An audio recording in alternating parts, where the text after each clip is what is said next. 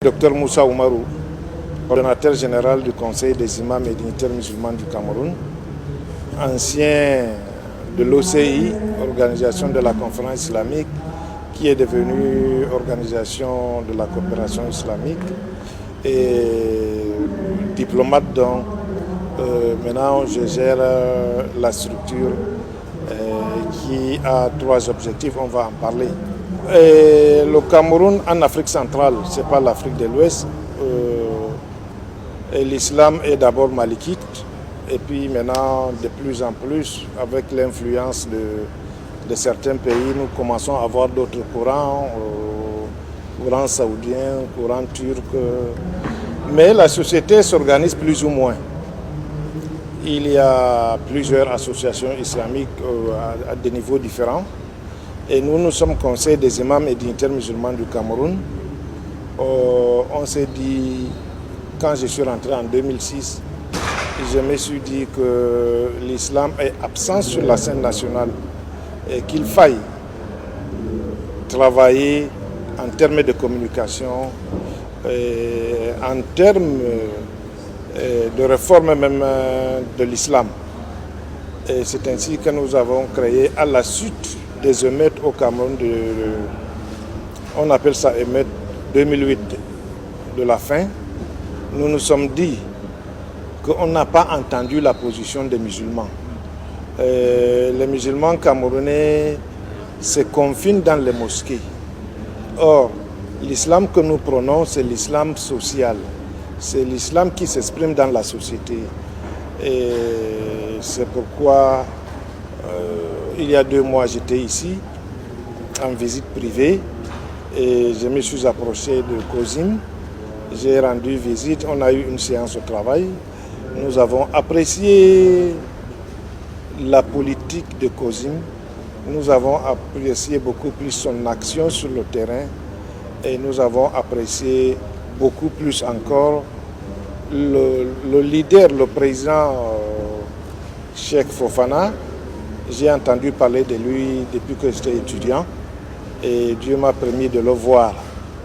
Donc nous voici ici pour renforcer. Dès que j'ai reçu l'invitation, dès que j'ai vu le thème, je me suis adressé à la très haute hiérarchie du Cameroun en disant que le Cameroun ne doit pas être absent parce qu'on va débattre des problèmes de l'heure. Le problème de l'heure de l'islam, c'est 3 défis. On a le défi de l'image, on a le défi, hélas, de la sous-scolarisation de la jeune fille, et on a, hélas aussi, l'image des discours de violence. Et quand nous faisons marche arrière, nous revoyons l'islam depuis le prophète Mohammed, sallallahu alayhi wa sallam, on n'a pas vu un islam de violence. On n'a pas vu un islam qui est contre la femme. Et aujourd'hui, on ne peut pas parler de cohésion sociale. On ne peut pas parler de la paix sans associer nos mamans, nos soeurs, nos épouses et nos enfants. Nous tous là, on a été élevés par les femmes. Si elles prennent en compte dans leur discours de l'éducation la notion, la nécessité de la paix, la nécessité de la cohésion sociale, on va avancer. Donc nous nous réjouissons, nous nous félicitons d'assister à cette grande rencontre qui parle des thématiques réelles de l'islam. Aujourd'hui, c'est des défis. Premier défi,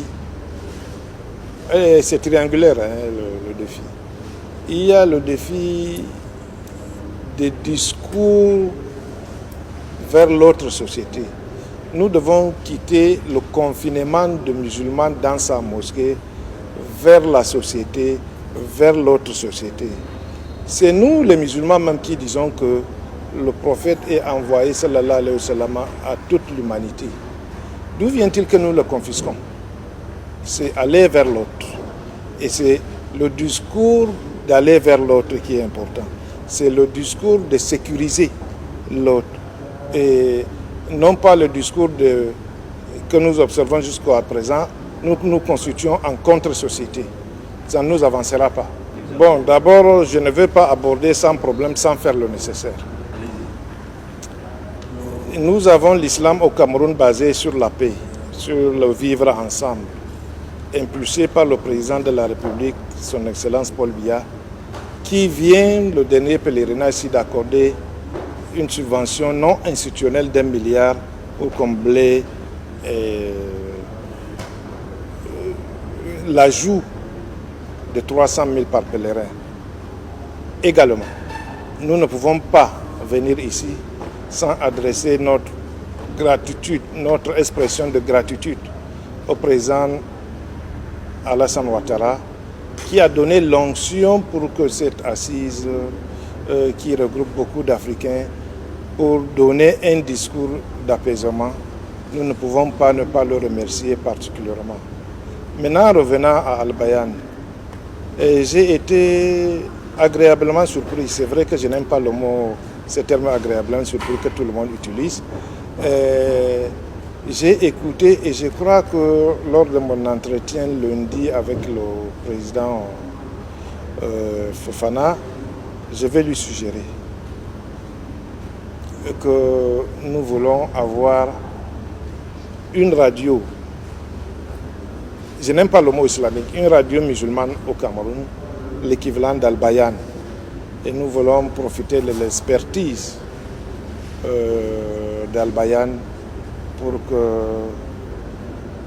l'islam que nous prenons soit à la fois visible et lisible. La Côte d'Ivoire, c'est un modèle. La Côte d'Ivoire, qui a connu un moment de crise important pendant 10 ans, aujourd'hui, quand nous voyons la Côte d'Ivoire, on a l'impression que ça n'a jamais existé. La cohésion sociale est importante dans la mesure où on parle de citoyenneté. Et avant d'appartenir à d'autres confessions, avant d'appartenir à d'autres tribus, on est d'abord citoyen d'un pays. Et nous pensons que tout citoyen, à quelque niveau que ce soit, doit agir pour la cohésion sociale et pour la paix durable et pour son pays, qu'on doit laisser à nos enfants. Et je remercie tous les gens qui me regardent là, les téléspectateurs. Et je vous dis bonjour et merci de m'avoir écouté. Et je prie Dieu que la paix revienne dans tous nos pays qui ont des difficultés, notamment le Cameroun, Burkina Faso, Mali. Et merci.